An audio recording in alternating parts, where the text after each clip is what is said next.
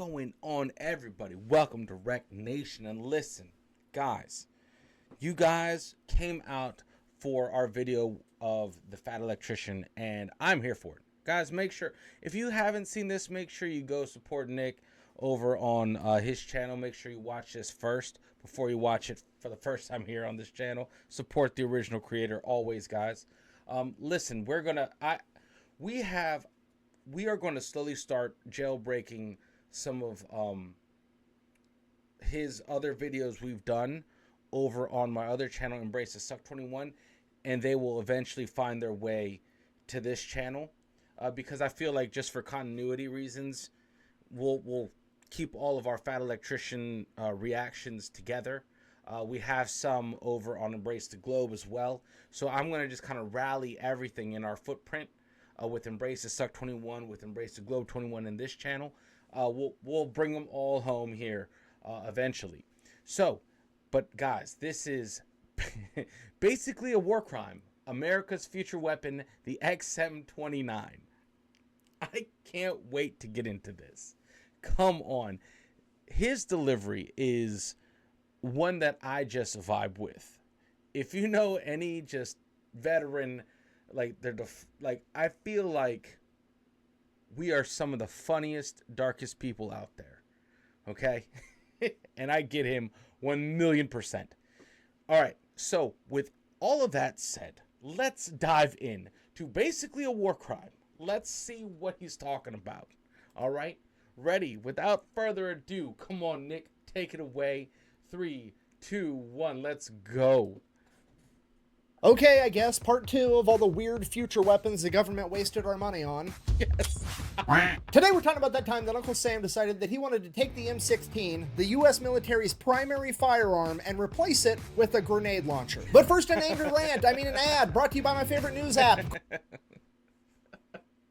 Oh, man. I just love that idea. Like, we're gonna...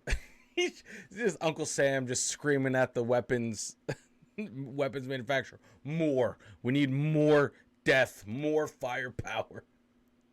How much? Ground it doesn't news. matter. They collect news from over 50,000 sources, sticking it into one convenient app, allowing you to compare all the news coverage in one convenient location. Allowing you to simply swipe over to read different headlines for the same exact story, being able to tell which outlet is biased and which isn't, and how factual their articles actually are. And that factuality rating is really important because every once in a while some dumb stuff happens, you know, like the Marine Corps pulling a Wonder Woman and forgetting where they parked the invisible jet. Oh, no. What seems to be the trouble, Wonder Woman? I locked my keys in the jet. Holy keys locked in the jet, Batman. Because in times like these, real news and facts always gets drowned out by crazy conspiracy theories like...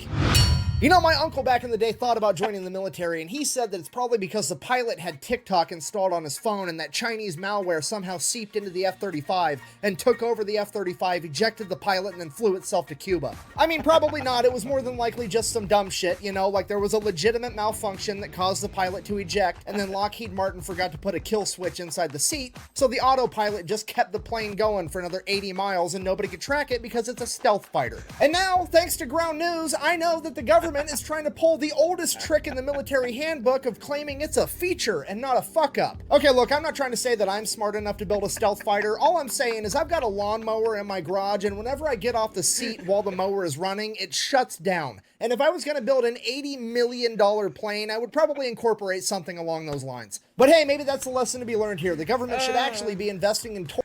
I love that. I love that. Guys, for those of you that don't know, all right, the military does a great job just absolutely dumbing down its weapon systems to be functioning, not anything like this aircraft. Like, that's state of the art. That's like spaceship level shit, right? But like even our claymores, right? Our claymores have printed on it it's like front towards enemy written on it, so you know which way to position it. So anyway, there's that. Toro zero-turn radius fighter jets, because this would have never happened, and it would bring a whole new meaning to the phrase mowing down the enemy. And for you, you should probably be investing in ground news, and now let's get back to the video. All right, so Operation Give Everybody a Grenade Launcher is officially known as the OICW program, which stands for Objective Individual Combat Weapon. Why on earth would you call it that? Well, because the weapon they made was the XM29, aka the Tactical Car Door. That is a 20mm grenade launcher that fires programmable smart grenades on top and a German G36 on the bottom. And when your end goal is to give a weapon that ridiculous to every single grunt in the US military, you kinda have to give it a bland acronym of a nickname, because when Geneva finds out that you're replacing the M16, she's gonna have some questions. And when she wants to know the name and a brief description of this new weapon, it behooves everybody for you to be like, it's objectively speaking, it is a combat weapon and it's meant for an individual, and we call it the OICW. Because the last thing the brass wants to do is go in there and tell the truth. It's a semi-automatic grenade launcher with an underslung 5.56 rifle. We don't have an official name for it yet, but the boys are calling it the Baloney Mistmaker 5000. Once that happens, Oh, the Baloney Mistmaker 5000. Oh, God. What a great name. What a great name. it's all downhill from there. Next thing you know, people are asking questions, people are making points, you know, like, hey, exploding bullets have been illegal since 1899. Would you care to explain the difference between an exploding bullet and a really small grenade that gets shot out of a gun? It would be a complete nightmare. So, acronym seems dumb, actually very important. It's basically camouflage at this point. I'm just gonna be honest with you, that tangent was not supposed to be part of the video, and I have no idea how to continue from here. So, I'm just gonna rewind and start over, okay? See you in a second. I love his edits. Today we're talking about America's Starship Trooper weapon, the XM29. Dude, that's exactly what it looks like. What the fuck is that? Oh my God, it must be insanely heavy, bro. What is that? That's nuts. All right, so picking up where we left off, last week we covered the ACR program, the Advanced Combat Rifle. If you don't remember, basically the military came out right after Vietnam and said, hey, we want a new weapon to replace the M16. We want it to be twice as accurate as the M16 is, and all the weapons manufacturers took that as, hey, let's build a bunch of space guns to hunt aliens with. There was all kinds of craziness going on. They had guns that were shooting darts, they had guns that had grandfather clocks inside of them, and Colt even made a gun that every time you shot a bad guy, it was worth double XP. And when the smoke settled from all this ridiculous innovation, somewhere along the way, the military came to the conclusion of like, oh, instead of trying to rebuild a gun from the ground up, we could just put a scope on the M16 and it'd be way more accurate. And that's the story of how the American military got ACOGs in the M145 combat optic, which is great. The only problem was they spent $300 million to figure out that guns are more accurate when you put scopes on them, and now people want answers. So the government launched an internal investigation against... That's what happens, guys. You know, if you think that the war machine runs flawlessly, think again. What happens with the U.S. war machine is that it is just overly funded. And listen, you know, I feel like that may not make a lot of sense to teachers, but the people with boots on the ground are very happy about the funding for the military itself, and you're never going to believe what happened. The government determined that the government did nothing wrong. You see, the program didn't fail because of corruption or the government's inability to point out obvious shit. Clearly, the program failed because the government has done such an incredible job with the M16A2, it simply can't be beat ever. It is the pinnacle of ballistic performance. They have maxed out the skill tree on small arms and bullets. There's nothing else that can be done. We live in a golden age. Everything worth discovering has been discovered. The report then goes on to recommend that if the government still wanted to increase the lethality of its soldiers, the only option they should pursue is an explosive option, i.e., we're all getting grenade launchers. Yes! That's awesome! So they fire up the government contracts, and this time they do actually have a... That is it. That is it. The golden Yes. age. Everything That worth is discovering awesome. has been discovered. The report then goes on to recommend that if the government still wanted to increase the lethality of its soldiers, the only option they should pursue is an explosive option, i.e., we're all getting grenade launchers. Yes! That's awesome! So they fire up the government contracts, and this time they do actually have a declared winner, and that is HK with their submission, the XM29. And to be fair, technologically speaking, this thing is actually really impressive. That scope on top isn't just a scope, it's a regular scope, a night vision scope, a thermal scope, a rangefinder, and a ballistic calculator all in one. And using that setup, they're able to pre-program every grenade before they fire it to airburst mode so it blows up at a certain distance away from the gun, not necessarily before it hits something. Alright, so in theory, for example, how this is supposed to work is say there's a bad guy hiding behind a concrete wall, so you whip out the Baloney Mistmaker 5000. You then point the gun at the concrete wall the bad guy's hiding behind, you click this little dot button by the trigger, that tells the laser rangefinder how far away the wall is. Then if you want it to explode a little bit past the wall, you hit the plus a few times. Now the grenade is going to be programmed to explode a little bit past the distance of where that wall is away from you. Crazy. So then you just fire the grenade right over the top of the wall, and it's going to explode as soon as it passes the wall right on top of the enemy's head. And then if the situation doesn't really call for grenades, it also has an underslung 5.56 rifle that is essentially the HKG-36. And most importantly, on that rifle, to answer the question that every Marine has had since the very beginning of this video, yes, there is a bayonet lug for this weapon. I mean, could you imagine? Why would you fix bayonets? Whatever, Marines. Hey, listen, love you guys. Love you guys. But my God, man. Oh, man, this would just be... This is a one-man demo squad right here. And this one weapon. Bayonets. Of course there is. Of course there is. Just in case.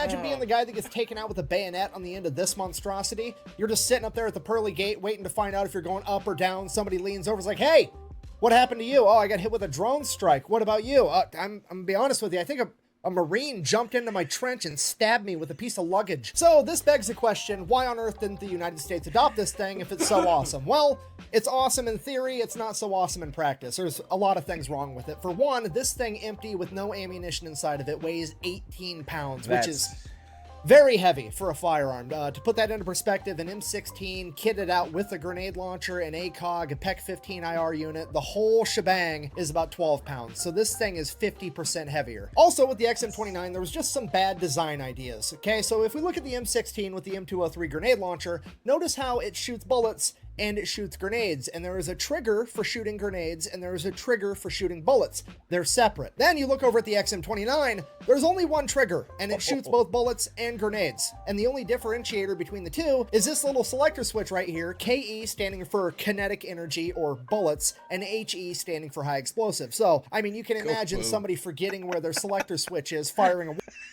Make go boom. well, selector switch right here, KE standing for kinetic energy or bullets, and HE standing for high explosive. So, I mean, you can imagine somebody forgetting where their selector switch is, firing a warning shot, and whoops, that was a grenade, not a 5.56 round. Yeah. My bad. Okay, third and final reason, it was just going to be a logistical nightmare all the way throughout, because that big-ass fancy scope on top is going to take batteries, and if you can't get batteries to make that scope work, the rangefinder isn't going to work, which means you can't program the smart grenades, which means you're basically carrying around an 18-pound gun that is ultimately a 5.56 rifle with a 9-inch barrel, and a 9-inch barrel at 5.56 gives you a range of like 200 yards, so it just doesn't work out if you don't have batteries. Secondly, even if you can get batteries all the way there, you got to have smart grenades which have microchips in them. And I don't know what you know about American manufacturing, but we're not that great at making microchips. And the places we get all our microchips from are either places we're likely to go to war with or places that are bordering places that we're likely to go to war with, which could pose a huge issue in ammo procurement should war break out. So because of all these reasons, in 2004, the chief of the infantry steps up and is like, absolutely not. I'm not sending all these guys out to the front lines carrying tactical car doors. This is not happening. Kill the program. It's over. So at this point, all the other high-ranking brass and bureaucrats and weapons contractors are like, well, this is kind of an issue because this program was going to be the reason that it was okay that we messed up the last program that cost $300 million, and now we've spent a bunch of more money on this program, so much so that we're not even going to tell the public how much. We kind of have to make this program work. So what if we kept the program alive and we just split this gun into two pieces? We'll have the rifle that's going to replace the M16, and then we'll also have this cool smart grenade launcher. How about that? To which the Pentagon is like, oh my God, what a terrific idea. Yeah, let's go ahead and do that. And I can't prove this part, but the word on the street has always been, at this point in the project, the only feedback the Pentagon gave about the actual rifle portion was, and I quote, make sure it's more Starship Troopers-like. And this is where the XM8 comes from.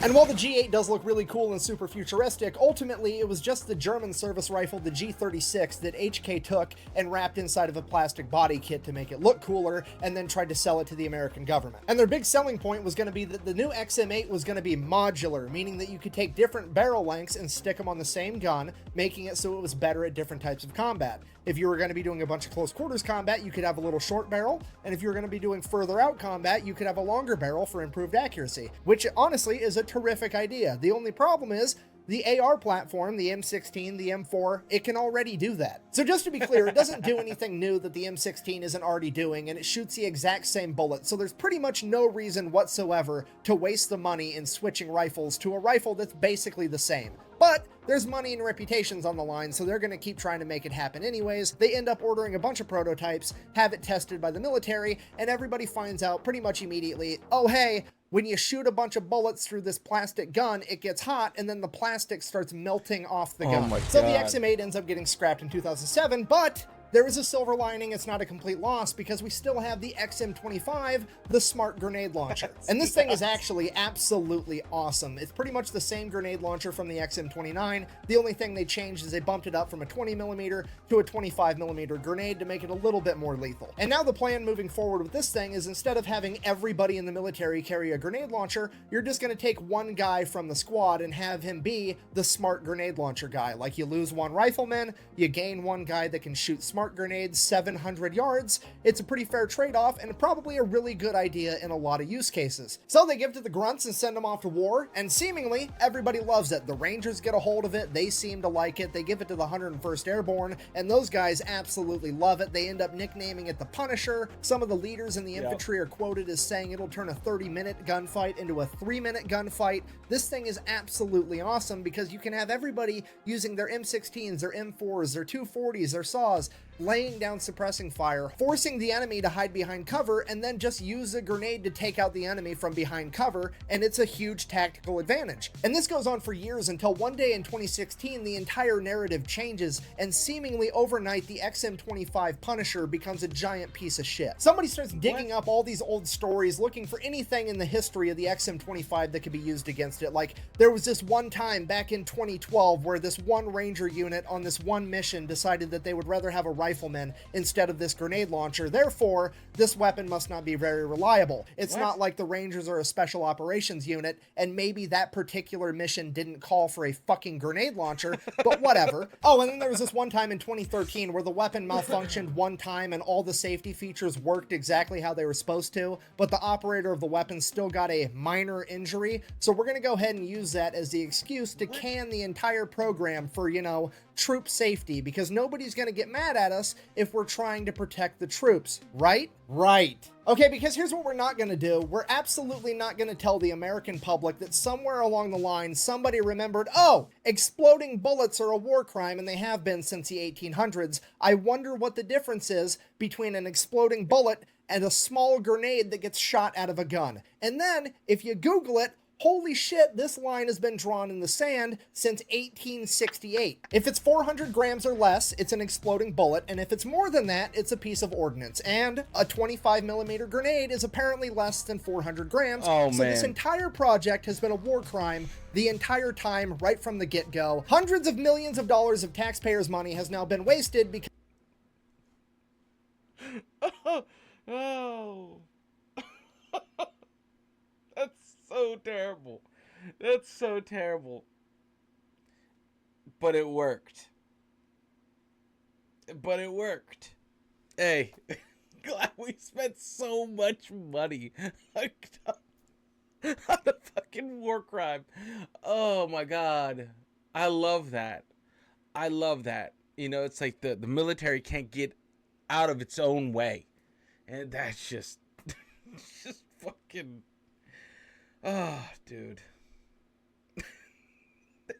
I mean, you can't help but laugh. It's just... It's like, oh, this is amazing. Why haven't we thought about this before? And someone in the back is like, war crime? I'm like, shut up, Jim. Shut up, Jim. We're not talking about it. And then finally, like, yeah, that's... We've done enough damage with it. So we gotta pull this shit out of the front lines. claim troop safety. Like, why are we doing that? It makes no sense. Because technically it's a war crime. Like, oh. Yeah, the Punisher. Fuck yeah. Because somebody that ran this project didn't want to Google shit first. You know, it's only a war crime if the bullet explodes inside the enemy. This is supposed to explode over the top of the enemy, so this should be completely legal. Yeah, that is true, but hear me out. If you can point the laser at the wall the bad guy's hiding behind and make the grenade explode a couple inches past that wall, you can also aim the laser at the bad guy and make that grenade explode a couple inches into that bad guy. So yeah, I guess in conclusion, that's the story of the OICW program. That time the US government decided that they were going to spend 3 decades and hundreds of millions, if not billions of dollars to develop a fancy new futuristic grenade launcher that from its inception, the very idea of it was actually illegal. Thanks for watching. Best way to support the channel is go buy some merch over at thefatelectrician.com. Quack bang out. Oh man, what an awesome. You know, it's only a war crime if the bullet explodes inside the enemy. If it explodes... I love Nick's videos, man. They are just awesome. They are just awesome, man. Anyway, I've subscribed to the Unsubscribed podcast and the Fat Files as well. Guys, let me know what you guys think. This was just glorious. This is just War Machine at its definition. We're just like, we need a new invention. What is it? A war crime? No. Let's dress it up a little bit. It was effective though.